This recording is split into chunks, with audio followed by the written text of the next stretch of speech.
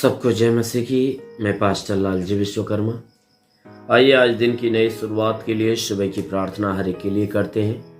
प्रार्थना शुरू करने से पहले मैं वचन के माध्यम से आप सभी से बातचीत करना चाहता हूं। आइए वचन को देखते हैं। याकूब की पत्री अध्याय 1 वचन 19 से। याकूब की पत्री अध्याय 1 वचन 19 से। आइए देखते हैं। हे मेरे प्रिय भाइयों, हे मेरे प्रिय भाइयों, यह बात तुम जान लो, हर एक मनुष्य सुनने के लिए तत्पर और बोलने में धीर और क्रोध में धीमा हो। हर एक मनुष्य सुनने के लिए तत्पर और बोलने में धीर और क्रोध में धीमा हो, क्योंकि मनुष्य का क्रोध परमेश्वर के धर्म का निर्वाह नहीं कर सकता। क्योंकि मनुष्य का क्रोध परमेश्वर के धर्म का निर्वाह नहीं कर सकता। इसलिए सारी मलिनता और बैर भाव की बढ़ती को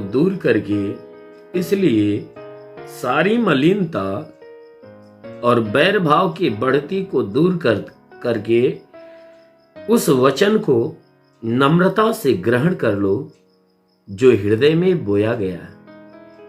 उस वचन को नम्रता से ग्रहण कर लो जो हृदय में बोया गया और जो तुम्हारे प्राणों का उद्धार कर सकता है। आमीन, हालेलुया। मेरे प्यारे भाई बहनों, यहाँ परमेश्वर की वचन हमें बता रही है, जिसमें परमेश्वर का दास जो याकूब है वह हमें शिक्षा देते हुए कह रहा है कि हे मेरे प्रिय भाइयों, यह बात तुम जान लो। कह रहा है कि हे मेरे प्रिय भाइयों, यह बात तुम जान लो। कहता है कि हर एक मनुष्य सुनने के लिए तत्पर और बोलने में धीर और क्रोध में धीमा हो। कह रहा है कि हर एक व्यक्ति मेरी बात को सुने, और सुनते हुए कह रहा है कि हर एक व्यक्ति के लिए मेरा यही सुझाव है कि वह कोई भी बात सुनने के लिए तत्पर हो। कोई बात हमेशा सुनने के लिए तत्पर हो, यानी हमेशा सुनने के लिए वह तैयार रहे और बोलने में धीरज रखे। सुनने में चौकसी करे और बोलने में धीरज रखे। क्योंकि किसी भी व्यक्ति को कह रहा है कि वह तुरंत किसी भी बात का तुरंत ताबड़तोड़ जवाब देने वाला ना हो, परंतु वह धीरजवंत हो, वह धीरज रखता हो कि कोई भी बातों को किसी व्यक्ति के मुंह से वह सुनता है तो तुरंत पलटकर जवाब नहीं देता, परंतु उनको जवाब देने में वह धीरज रखता है। और वचन कहती है कि और क्रोध में धीमा हो। कहता है कि और क्रोध करने में धीमा होना चाहिए, ना कि कोई भी अगर कोई भी बातें ऐसा कोई व्यक्ति सामने वाला बोल दिया है, मान लीजिए आपको गाली दे दिया, तो तुरंत क्रोध में आकर उसकी गाली का जवाब देने वाला ऐसा नहीं बनना है। वचन में वो कहता है कि क्रोध करने में वह धीमा हो, उसके अंदर उत्तेजना ना हो। कहता है मेरे भाइयों, तुम इस बात को जान लो कि हर एक मनुष्य को सुनने के लिए तत्पर बनना है और बोलने में धीरजवंत होना है और क्रोध में धीमा होना है। क्योंकि मनुष्य का क्रोध परमेश्वर के धर्म का निर्वाह नहीं कर सकता। क्योंकि किसी भी मनुष्य का जो क्रोध होता है वह परमेश्वर के धर्म का निर्वाह नहीं कर सकता। क्योंकि एक क्रोध में होकर जीवन जीने वाला व्यक्ति वह परमेश्वर के धार्मिकता को बनाए नहीं रख सकता। क्योंकि परमेश्वर हमारा क्रोधी नहीं, परंतु वह प्रेमी है। क्योंकि क्योंकि क्रोध परमेश्वर के धर्म का निर्वाह नहीं, हाँ प्रेम धर्म का निर्वाह कर सकता है। परमेश्वर के धर्म का निर्वाह, परमेश्वर के धर्म को बनाए रखने वाला काम प्रेम कर सकता है, लेकिन क्रोध नहीं कर सकता।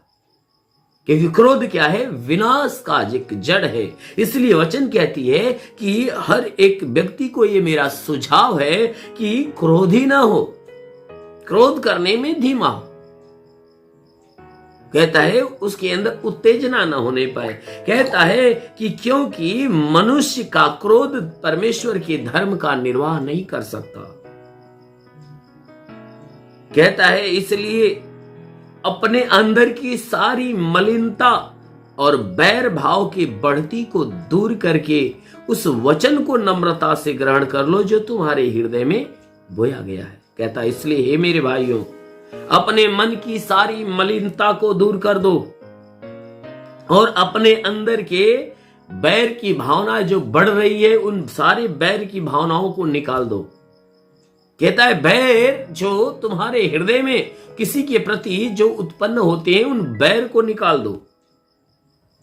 कहता है सारी मलिनता अपने अंदर, मन के अंदर किसी के प्रति डाह, ईर्ष्या, द्वेष, जलन है, सारे मन के अंदर की मलिनता को आप अपने अंदर से दूर करो, बैर की भावनाओं को अपने अंदर से दूर करो और परमेश्वर के उस वचन को नम्रता से ग्रहण कर लो जो तुम्हारे हृदय में बोया गया है। परमेश्वर की जो बातें, जो शिक्षाएं, जो गुण आपको बताया जाता है, जो आपके हृदय में परमेश्वर की वचन बसती है, जो परमेश्वर की आज्ञा आपको बताई गई है, जो आपके हृदय में बस गई है, उसे क्या करो? अपने हृदय में रख लो। तुम्हारे अंदर परमेश्वर की शिक्षा, परमेश्वर की आज्ञा, परमेश्वर की जो वचन बोई गई है, उसे क्या करो कि नम्रता से उसे ग्रहण कर लो, क्योंकि वह क्या करेगी? तुम्हारे प्राणों का उद्धार करेगी। वचन कहती है कि वह वचन ही तुम्हारे प्राणों का उद्धार कर सकता है। अगर तुम उस वचन को अपने हृदय में बसने दोगे और उस वचन को आप अपने जीवन में काम करने दोगे, उस वचन के अनुसार आप अपने आप को ढालोगे, तो अवश्य है कि वह वचन ही आपके प्राणों का उद्धार करेगी। आमीन, हालेलुया। इसलिए मेरे प्यारे भाई बहनों, अवश्य है कि हमें इन शिक्षाओं को जो सुनते हैं अपने हृदय में बसाए रखना चाहिए। जो बुरी बातें जिसको परमेश्वर मना करता है, हमें उस बुराइयों से दूर होना चाहिए, परंतु जिन बातों को परमेश्वर कहता है उन्हें ग्रहण करना चाहिए, ताकि वह परमेश्वर जो स्वर्ग में बैठा है हमें उद्धार के आशीष से भर दे।